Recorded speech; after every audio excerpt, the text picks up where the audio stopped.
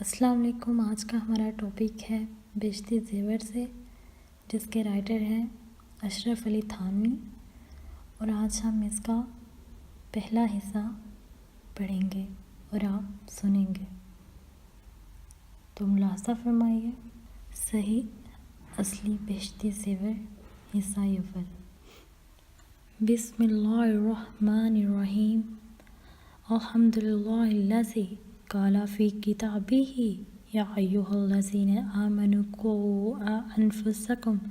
واہلیکم نارا وقودھا الناس والحجارۃ وقال اللہ تعالی واذکرن ما یتلی فی بیوتکن من آیات اللہ والحکمۃ والصلاۃ والسلام علی رسولہ محمد صفوۃ الانبیاء الذی قال فی خطابہ کلکم راع وکلکم مسئول عن رعیتہ وقال علیہ السلام طالب العلم فریضۃ علی کل مسلم ومسلمۃ وعلی آلہ واصحابہ واصحاب المتعدین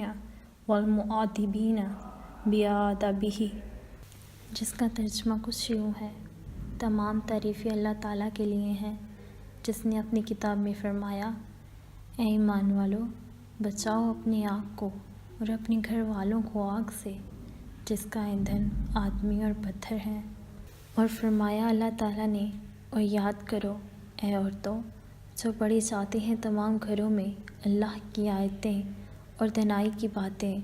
اور درود اور سلام آپ کے رسول پر جو برگزیدہ ہیں انبیاء علیہ السلام کے۔ آپ صلی اللہ علیہ وسلم نے فرمایا اپنے ارشادات میں، ہر ایک تم میں سے رہا ہے اور ہر ایک سے اس کی رعیت کے متعلق پوچھ ہوگی، اور فرمایا رسول صلی اللہ علیہ وسلم نے، حاصل کرنا علم کا ہر مسلمان مرد اور مسلمان عورت پر فرض ہے، اور درود نازل ہو آپ صلی اللہ علیہ وسلم کی اولاد پر اور اصحاب رضی اللہ عنہ پر، جو آپ صلی اللہ علیہ وسلم کے اخلاق و عادات کو سیکھنے اور سکھانے والے ہیں۔ اما بعد، حقیرانہ چیز اشرف علی تھانوی حنفی مظہر مدعا ہیں کہ ایک مدت سے ہندوستان کی عورتوں کے دین کی تباہی کو دیکھ دیکھ کر قلب دکھتا ہے اور اس کے علاج کی فکر میں رہتا تھا، اور زیادہ وجہ فکر کی یہ تھی کہ یہ تباہی صرف ان کے دین تک محدود نہیں تھی، بلکہ دین سے گزر کر ان کی دنیا تک پہنچ گئی تھی، اور ان کی ذات سے گزر کر ان کے بچوں بلکہ بہت سے آثار کے اعتبار سے ان کے شوہروں تک اثر کر گئی تھی، اور جس رفتار سے یہ تباہی بڑھتی جاتی تھی اس کے انداز سے یہ معلوم ہوتا تھا کہ اگر چندے اصلاح نہ کی جائے تو شاید یہ مرض قریب قریب لا علاج ہو جائے۔ اس لیے علاج کی زیادہ فکر ہوئی، اور سبب بھی اس تباہی کا بلقائے الہی اور تجربہ اور دلائل اور خود علم ضروری سے محض یہ ثابت ہوا کہ عورتوں کا علوم الدینیہ سے نوافق ہونا ہے، جس سے ان کے عقائد، ان کے اعمال، ان کے معاملات، ان کے اخلاق کا طرز معاشرت سب برباد ہو رہا ہے، بلکہ ایمان تک بچنا مشکل ہے، کیونکہ بعض اقوال و افعال کفر یہ تک ان سے سرزد ہو جاتے، اور چونکہ بچے ان کی گودوں میں پلتے ہیں، زبان کے ساتھ ان کا طرز عمل، ان کے خیالات بھی ساتھ ساتھ دل میں جمتے جاتے ہیں، جس سے دین تو ان کا تباہ ہوتا ہی ہے، مگر دنیا بھی بے لطف و بد مزہ ہو جاتی ہے۔ اس وجہ سے بد اعتقادی سے بد اخلاقی پیدا ہوتی ہے، اور بد اخلاقی سے بد اعمالی، اور بد اعمالی سے بد معاملگی، جو جڑ ہے تقدر معیشت کی۔ رہا شوہر، اگر انہی جیسا ہو تو دو مفسدوں کے جمع ہونے سے فساد میں اور ترقی ہوئی، جس سے آخرت کی تو خانہ ویرانی ضروری ہے، مگر اکثر اوقات اس فساد کا انجام باہمی نزاع ہو کر دنیا کی خانہ ویرانی بھی ہو جاتی ہے، اور اگر شوہر میں کچھ صلاحیت ہوئی تو اس بیچارے کو جنم بھر کی قید نصیب ہوئی۔ بیوی کی ہر حرکت اس بیچارے شوہر کے لیے ایذا رساں، اور اس کی ہر نصیحت اس بیوی کو ناگوار اور گرا۔ اگر صبر نہ ہو سکا تو نوبت نااتفاقی اور علیحدگی تک پہنچا گئی،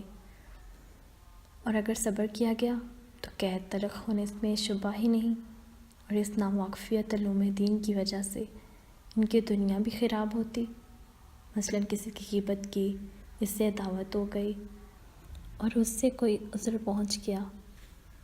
اور مثلا طلب جاہ و ناموری کے لیے فضول رسوم میں اسراف کیا اور ثروت مبذول بافلاس ہو گئی، اور مثلا شوہر کو ناراض کر دیا، اس نے نکال باہر کیا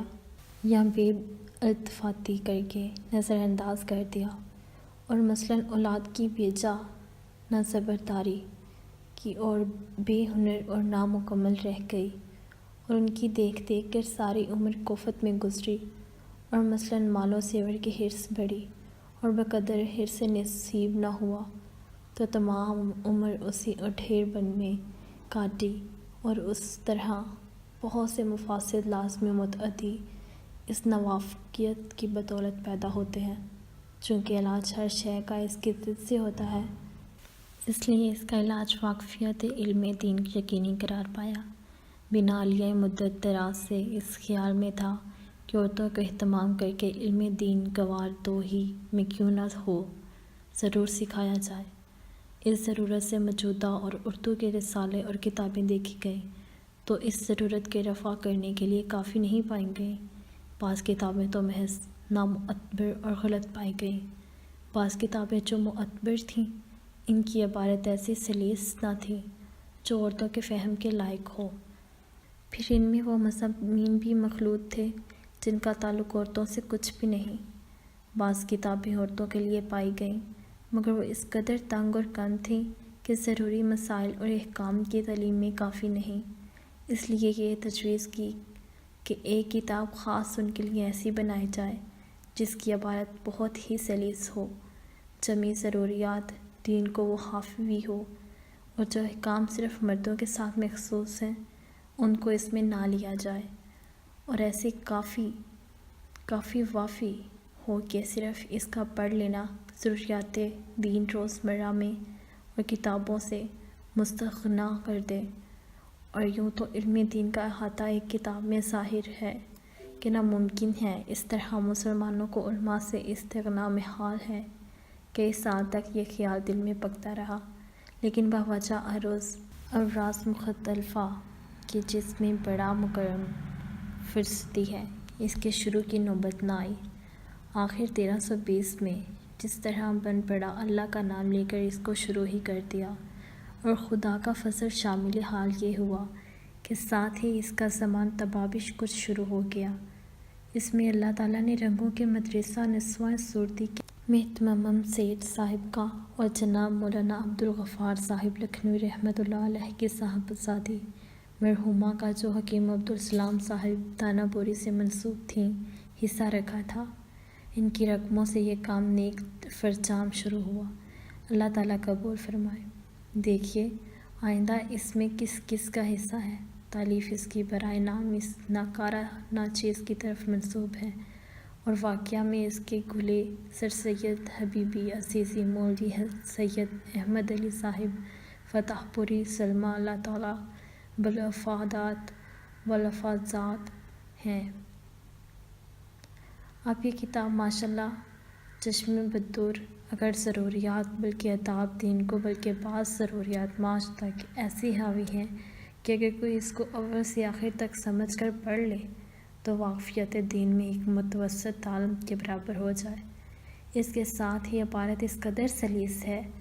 کہ اس سے زیادہ سلاست ہم لوگوں کی قدرت سے بظاہر خارج تھی۔ جن امور کی عورتوں کو اکثر ضرورت واقع نہیں ہوتی، جیسے احکام جمعہ و دین و امامت وغیرہ، ان کو قلم انداز کر دیا گیا۔ صرف دو قسم کے احکام لیے گئے، ایک وہ جو مردوں عورتوں کی ضروریات میں مشترک ہیں، دوسرے وہ جو عورتوں کے ساتھ مخصوص ہیں، اور ان مخصوص مسائل میں بھی یہ التزام کیا گیا ہے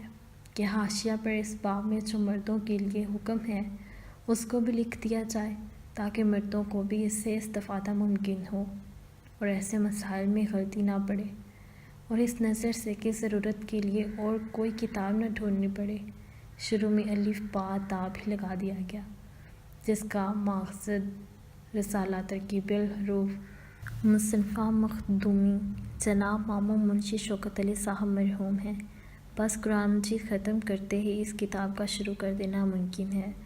اور نام اس کا بنسبت مصداق نسواں کے بہشتی زیور رکھا گیا، کیونکہ اصلی زیور یہی کمالات دین ہیں۔ چنانچہ جنت میں انہی کی بدولت زیور پہننے کو ملے گا۔ کما قال اللہ تعالی یحلون فیہا من اساور وقال رسول اللہ صلی اللہ علیہ وسلم تبلغ الحلیۃ من المؤمن حیث یبلغ الودوء۔ چونکہ اس وقت صحیح اندازہ نہیں ہو سکتا کہ یہ کتاب کس مقدار تک پہنچ جائے گی، اس لیے ختم کے انتظار کو موجب تاخیر فی الخیر سمجھ کر مناسب معلوم ہوا کہ اس کے متعدد چھوٹے چھوٹے حصے کر دیا جائیں۔ اس میں شاید کی بھی تعجیل ہے، نیز پڑھنے والوں کو بھی دل بڑھے گا۔ ہم نے ایک حصہ پڑھ لیا، 2 حصے پڑھ لیے، اور تالیف میں بھی گنجائش رہے گی کہ جہاں تک ضرورت سمجھو لکھتے چلے جاؤ۔ اور یہ بھی فائدہ ہے کہ اگر کوئی بعض حصوں کے مضامین کو دوسری کتابوں سے حاصل کر چکے ہیں تو پڑھانے میں اور اس حصہ کے قدرے تخفیف نکل آئے گی۔ تو اس پہلے حصے کا آغاز ہوتا ہے، جس کی نظم کچھ اس طرح ہے۔ اصلی انسانی زیور۔ ایک لڑکی نے یہ پوچھا اپنی اماں جان سے، اب زیور کی کریں تعریف مجھن جان سے؟ کون سے زیور ہیں اچھے یہ جتا دیجئے مجھے، اور جو بد زیب ہیں وہ بھی بتا دیجئے مجھے، تاکہ اچھے اور برے میں مجھ کو بھی ہو امتیاز، اور مجھ پر آپ کی برکت سے کھل جائے یہ راز۔ یوں کہا ماں نے محبت سے کہ اے بیٹی میری، گوش دل سے بات سن لو زیوروں کی تم ذرے، سیم و زر